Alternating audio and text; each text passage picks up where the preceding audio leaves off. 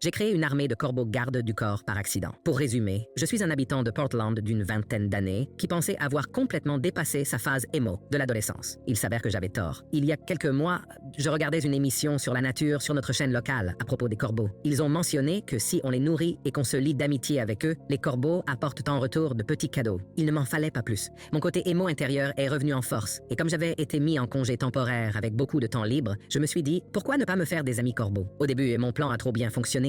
Ce qui avait commencé avec 5 corbeaux locaux s'est rapidement transformé en une armée de 15. Au début, mes voisins adoraient pas ça. La plupart sont des personnes âgées, passionnées d'ornithologie, et ils trouvaient hilarant que les corbeaux me suivent partout chaque fois que je sortais. Mais ces derniers temps, les corbeaux ont commencé à me défendre. Une voisine est venue me voir pour discuter à distance. J'étais sur mon porche, elle dans le jardin. Et soudain, les corbeaux ont commencé à la piquer en rase-motte. Ils ne l'ont pas touchée physiquement, mais ils se sont approchés de manière alarmante. Et ils ne se sont arrêtés que lorsqu'elle a quitté mon jardin. Suis-je responsable si ces corbeaux attaquent quelqu'un? Évidemment, je ne peux pas contrôler les corbeaux, mais étant donné que j'ai techniquement créé cette situation, pourrais-je être tenu financièrement responsable s'ils blessent réellement quelqu'un? Pour donner un peu de contexte, ils ne sont pas agressifs tout le temps. Si mes voisins sont dehors seuls, les corbeaux se comportent comme des oiseaux normaux et amicaux. Mais si quelqu'un s'approche trop de moi ou entre sur ma propriété, soudainement, j'ai une force aérienne meurtrière à mes côtés. Mise à jour, j'ai contacté notre société Audubon locale et ils ne pensèrent pas que nourrir les corbeaux posait problème. Leur conseil? Faire en sorte que les voisins commencent aussi à les nourrir, afin que les corbeaux deviennent plus sociables, au lieu de ne voir en moi que leur unique source de nourriture. Ça a marché. Maintenant, les corbeaux sont une partie appréciée de la communauté. Il n'y a plus eu d'attaques en piqué et tout le monde s'entend bien. Mais voici où ça devient intéressant. Les corbeaux pourraient bien avoir sauvé la vie d'un voisin. Récemment, notre ville a subi une importante tempête de neige et de verglas. L'un de mes voisins âgés descendait son allée en pente, a glissé et n'a pas pu se relever. Les corbeaux sont devenus fous, plus bruyants que jamais. Un autre voisin a entendu le chaos, est sorti pour voir ce qui se passait et a trouvé l'homme blessé dans son allée. Il va plutôt bien, juste quelques gros bleus. Inutile de dire que depuis cet événement, les corbeaux mangent très bien